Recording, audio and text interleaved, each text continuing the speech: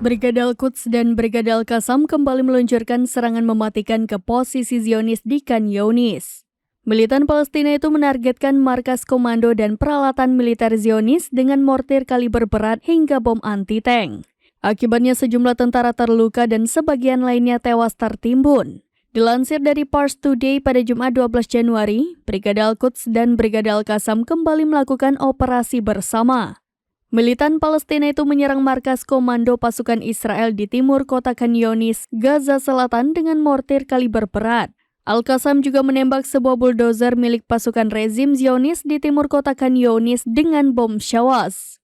Selain itu, dua kelompok perlawanan Palestina menyerang pasukan infanteri Israel di timur Khan Younis. Serangan itu pun diklaim tepat sasaran dan menyebabkan sejumlah tentara Zionis tewas dan terluka.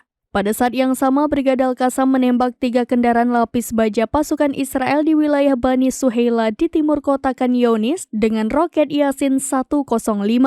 Akibat sejumlah serangan tersebut, Zionis diklaim mengalami kerugian besar.